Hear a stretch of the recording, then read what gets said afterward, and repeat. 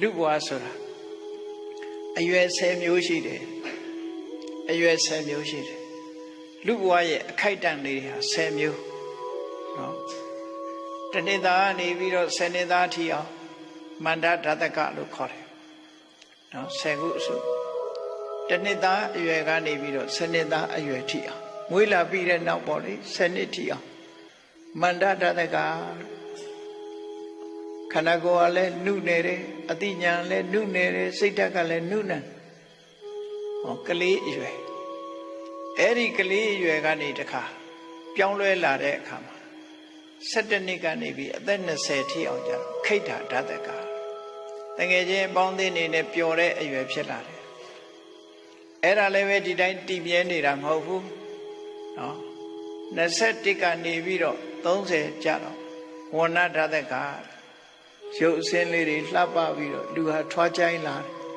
ထွားကြိုင်းလာတယ်အသားရည်တွေစုပ်ပြေးလာတယ်အဲ့ဒါလဲကြာရှည်မခံဘူးစနစ်ပြည့်တာနဲ့နော်31ကနေ40ရောက်လာတဲ့အခါမှာဗလဓာတကဗလဓာတကခွန်အားတွေတောင့်တင်းလာတယ်အဲ့ဒီရွယ်ကလည်းပဲကုံဆုံးသွားတဲ့အခါမှာ41ကနေပြီးတော့50ပညာဓာတကပညာအရာမှာစင်ချင်းစင်စားစားလှုပ်တဲ့အရွယ်ရောက်လာအေး51ကနေ60ကျတော့အားလုံးဟာပြန်ပြီးတော့ကျလာတယ်ဟာနိဓာတက51ကနေ60ဆိုအကျပိုင်းရောက်လာတယ်အဲ့တော့ကျတဲ့အခါမှာတော့မြန်မြန်ကျတာရှိတယ်နှင်းနှင်းကျတာရှိတယ်ပေါ့နှင်းနှင်းကျတဲ့လူတော့အရွယ်တင်တယ်လို့ချီးမွမ်းကြတာပေါ့နော်အဲ့တော့51ကနေ6နဲ့ကအကျပဲအတိုးမရှိဘူးအဲ့ဒါကိုဟာနိဓာတကလို့ခေါ်တယ်61ကနေ80ကျတော့သူကပပ္ပါရဓာတကလမ်းသွားရင်ကိုင်းတိုင်းဖြစ်လာပြီနော်ကိုင်းတိုင်းဖြစ်လာ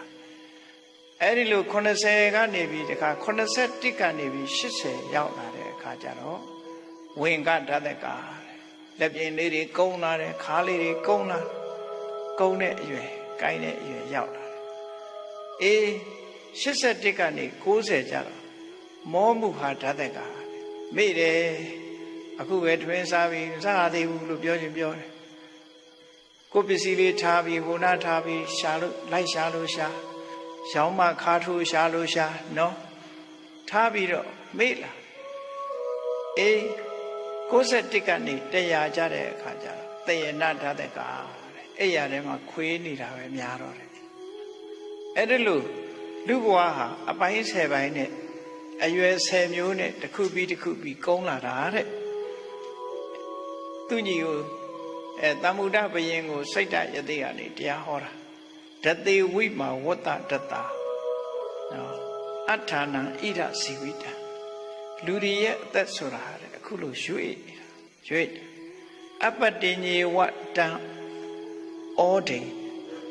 ကန့်တတ်ထားတဲ့အတိုင်းအတာတစ်ခုပြည့်အောင်ဘယ်သူမှမနေရဘူးတဲ့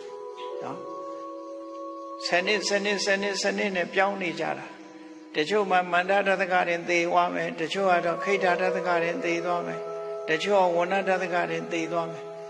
ဒီဓာလက10ခုဆိုအတ္တရာရှိရအဲ့ဒီထိအောင်ရောက်တဲ့ပုဂ္ဂိုလ်လွန်နေတယ်အပတ္တိညေဝတံဩဒိဆိုင်ရာအစုလိုက်10နှစ်တစု10နှစ်တစုကိုမရောက်ခင်ပဲနှလောစိန်တော်ဝသုတ်တတိ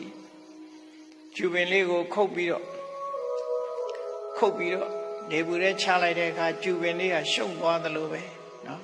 နေဘူးလောင်ပြီးတော့ကျူပင်ဟာရှုံသွားသလိုပဲလူဟာလည်းပဲဒီသေဆုံးခြင်းနဲ့ကြုံတွေ့ရတယ်ဒါကြောင့်မို့လို့ငါမင်းစည်းစိမ်ကိုမလို့ခြင်းဘူးတို့နေရတဲ့ဘဝလေးဟာခဏလေးပဲ